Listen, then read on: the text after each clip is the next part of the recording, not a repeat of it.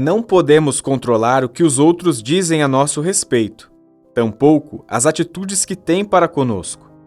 Mas temos o controle e a responsabilidade sobre a maneira de como iremos reagir a tudo isso. A mágoa não é a única possibilidade que se tem diante da ofensa. Usando uma linguagem figurada, Jesus propõe que, se alguém bater em nossa face, possamos também oferecer a outra. Quando Jesus pede para fazermos assim, na verdade ele está nos ensinando a não agir da mesma forma que o agressor, não revidando a ofensa, não devolvendo a agressão. Jesus está nos mostrando que temos outra opção além do revide. Se devolvermos a ofensa, estaremos nos nivelando a quem nos agrediu, e assim ficaremos com a lata de lixo que nos foi jogada.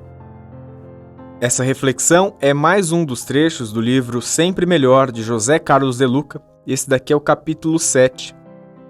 E aqui é bem interessante esse trecho, essa reflexão que de Luca nos escreve, né? E como eu já até falei em outros episódios desse de reflexão, esse livro é um compilado de várias obras que de Luca escreveu. Esse daqui é um trecho do livro Cura e Libertação. Bem interessante a obra de Luca. Ele é sempre muito cirúrgico, muito pontual. E acho que a grande mensagem, a grande lição desse trecho do livro é quando ele fala, né, que a gente não tem controle sobre o que os outros também falarão a nosso respeito, mas sim a nossa reação. Não só o que os outros vão falar, mas como que os outros vão agir, o que os outros vão pensar sobre nós, mas como que a gente reage quando a gente sabe sobre isso, né? Se você acompanha o nosso podcast há um tempinho, e nem precisa ser muito tempo assim, sabe que aqui a Monja Coen é uma querida, é uma idolatrada, porque ela fala muito sobre isso, né? E acho que também não só a Monja Coen, mas sobre a linha do budismo, né? A gente não controla os outros, menos ainda as suas atitudes, mas a gente tem o poder das nossas ações sobre isso, né? Em como que a gente reage, em como que a gente lida com isso. Beleza, problemas todos nós temos. O que nos diferencia um dos outros? O que mostra a nossa evolução? O que mostra se a gente está pronto para encarar aquele problema? É muito mais sobre como a gente reage de acordo com a ação que é nos apresentada em nossa vida. De Luca, ele traz também o ensinamento de Jesus, né? Sobre quando alguém te fizer o mal, dar a outra face. Isso não quer dizer, necessariamente, ser ali um masoquista, né? De continuar apanhando e nem se importar. Lembra que a gente tem o poder sobre as nossas ações? A gente pode evitar, a gente pode sair dessa violência, mas a gente não precisa revidar a violência com violência. Não é com mágoa que se responde à ofensa, mas com a indiferença, que é capaz de neutralizar, por exemplo, com a compreensão que do outro lado pode ter um ser humano que pode estar desequilibrado, com a empatia de que essa pessoa desequilibrada poderia ser a gente ou pode ser a gente.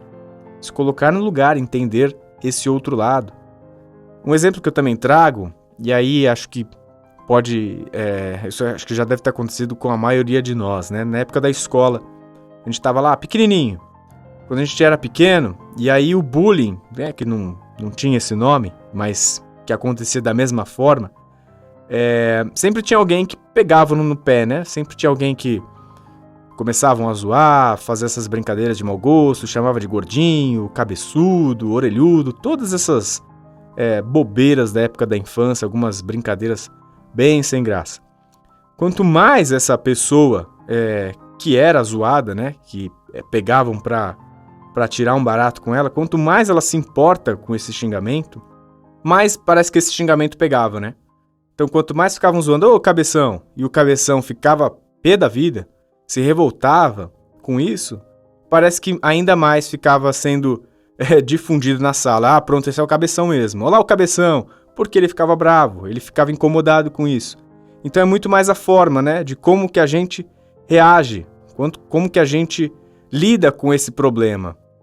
Quanto mais você se magoa, quanto mais você alimenta e permite, isso se torna maior. É isso, amplifica. Por isso que a gente consiga responder essa carga negativa com neutralidade. E se tiver ainda mais habilidade, se você ainda conseguir, responda com compaixão, responda com amor. Às vezes uma forma de você responder com amor é capaz de constranger quem faz uma brincadeira de mau gosto ou quem faz algo ruim para você. Não haja como agressor, né? Violência, ela não se combate nunca com violência. Olho por olho e dente por dente, ele não funciona mais em uma civilização evoluída. Talvez no passado possa ter dado certo, né? Talvez lá no início da nossa civilização entender o que era um senso de justiça. Talvez naquele período pudesse funcionar. Mas hoje já não faz mais sentido, né? A gente já tem a capacidade de raciocinar, a gente já sabe o que é bom, o que não é bom. Se a gente compreende a questão do quanto que ficamos presos com alguma ação de violência que a gente faz para o nosso irmão, a gente já compreende que ele é uma pessoa igual a nós, com diferentes níveis de evolução, então não faz mais sentido agir na mesma forma que ele faz com a gente. O mal não se combate de forma alguma com o mal. A violência não se combate de forma alguma com violência. Essa reflexão é mais um episódio do podcast Espiritismo Simples. Eu sou Bruno Sereno, os trabalhos técnicos foram de Fernando Teixeira. Um grande beijo no seu coração e fique com Jesus.